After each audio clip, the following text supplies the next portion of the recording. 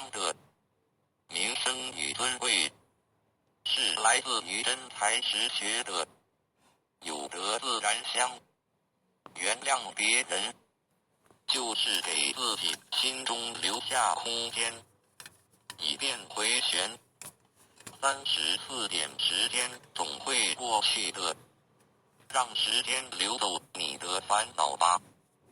35点你硬要把单纯的事情看得很严重，那样子你会很痛苦。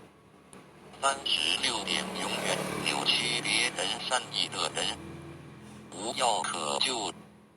37点说一句谎话，要编造10句谎话来弥补，何苦呢？38点白白的过一天，无所事事，就像犯了窃盗罪一样。39点广结众缘，就是不要去伤害任何一个人。40点沉默是回报最好的答复。